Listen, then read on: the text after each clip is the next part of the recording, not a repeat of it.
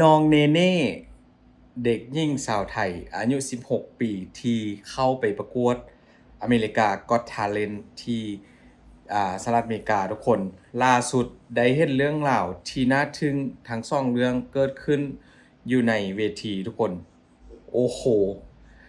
น้องสาวเนเน่คนนี้แบบบอกเลยว่าบ่ธรรมดาทุกคนเป็นอย่างที่ว่าฮู้แล้วอึ้งเลยนะ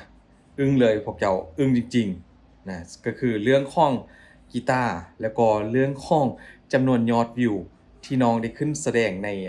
เวทีดังกล่าวนะทุกคนโอ้ยอดวิวถล่มทลายบ่เคยมีอ่าประวัติศาสตร์ของอเมริกา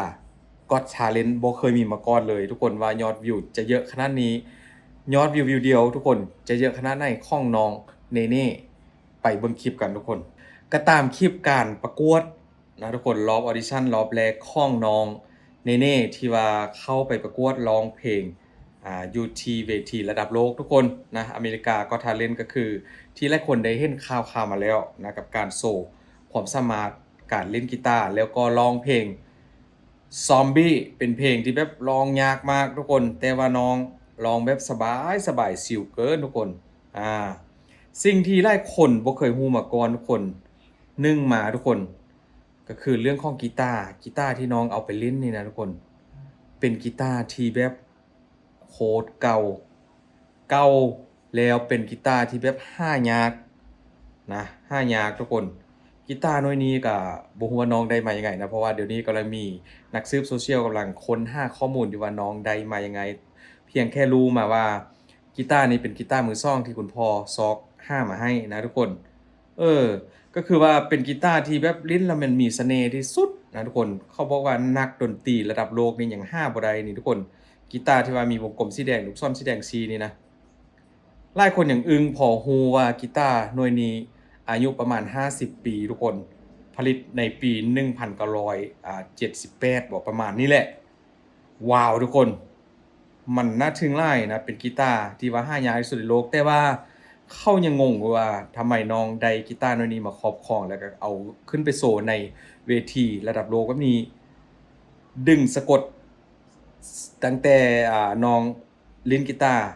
ครั้งแรกทุกคนนะพอแต่มือน้องดีดกีตาร์ก็ถือว่าโอ้โหเรียบร้อยเลยและสิ่งที่น่าทึ่งที่ซ่องทุกคนสังเกตบ่ว่ายอดวิวอยู่ในคลิปของน้องคนเบิ่ง90ล้านกว่าวิวทุกคนจะฮอด100ล้านแล้วและคนกดใจทุกคนวงกลมสีแดงเลย11ล้านคนคนกดใจที่ว่าฮักน้องรักน้องขนาดทุกคนนี่ยอดวิว90กว่าล้านวิวทุกคนโอ้ my god นี่คือแบบเป็นข้อมูลล่าสุดเลยนะบ่เคยมีมาก่อนกับเวทีอเมริกา Got Talent แห่งนี้ทุกคนก็คือน้องเนเน่คนแรกคนเดียวที่แบบสร้างปรากฏการณ์ที่แบบเฮ็ดให้รายการนี้อ่าหลายคนต้องจับตาเบิ่งจับตามองน้องเนเน่นะทุกคนเพราะว่านี่เป็นเพียงแค่รอบแรกยอดวิวชั่วข้ามคืน90ล้านกว่าวิวตอนนี้อาจจะถึง100ล้านวิวแล้วทุกคนเป็นคลิปของน้องที่ว่าขึ้นเล่นอยู่บนเวทีนั่นแหละอามันสุดยอดหลายทุกคนมันบ่เคยมีมานะอย่างต่ำก็มีประมาณสัก20กว่าล้านวิวแต่น้องคนนี้น้องเนเน่เด็กหญิงสาวไทยโคตรเก่งคนนี้เข้าทำยอดวิวแตะถึงเกือบ100ล้านวิวแล้วทุกคนสุดยอดเอาใจช่วยเอาใจเชียร์น้องต่อไปนะเพราะว่าอีกตึม2เดือนน้องก็จะกลับมาขึ้นเวทีอ่าอเมริกา Got Talent ต่อทุกคนเห็นบ่การฝึกซ้อมของน้องก็แบบโอ้โฮซ้อมอยู่ตลอดเวลานะทุกคนแล้วอีกตึมเรื่องหนึ่งทุกคนอีกตึมเรื่องหนึ่ง น้องก็มีความฝันนะก็คืออยากจะเป็นซูเปอร์สตาร์ระดับโลกเหมือนกับไอดอลของเขา2คนนั่นแหละก็คือพี่ลิซ่า Blackpink นะตามที่น้องบอกแล้วก็มิวริที่ว่าเป็นศิลปินจากประเทศไทยที่ว่าไปโกอินเตอร์อ่าขึ้นคอนเสิร์ตเกือบทั่วโลกกันแล้วนะตอนนี้ซึ่งว่าการแข่งขันครั้งนี้ก็สร้างทั้งรอยยิ้มความสุขนะทุกคนเสียงกรี๊ดความว้าวตกอกตกใจของคณะกรรมการแล้วก็ความทึ่งอึ้งของพวกเขาชมนะทุกคนงานนี้ก็มีเสียน้ำตาเล็กๆน้อยๆทุกคนหลังจากที่น้องร้องจบแล้วก็ได้ยินเสียงกรี๊ดเสียงเชียร์น้องแบบบ่หยุดนะน้ำตาที่แบบโดยความยินดีทุกคนเห็นบ่โดยความดีใจ อดกันไว้บ่อยู่ก็เลยว่าไล่ออกมานี่คือน้ำตาแห่งความปลื้มใจของน้องเน่ๆที่ว่าขึ้นร้องเพลงอยู่ที่เวทีครั้งนี้นะทุกคนเป็นอีกอย่างที่ว่าเซอร์ไพรส์หลายอีกตึมเรื่องหนึงนะทุกคนก็คือบ่าวพิมพ์ฮู้บ่ว่าเป็นคนไทยคนแรกอีกที่ว่าได้ขึ้นเวทีได้ไปประกวดแข่งขันอยู่เวที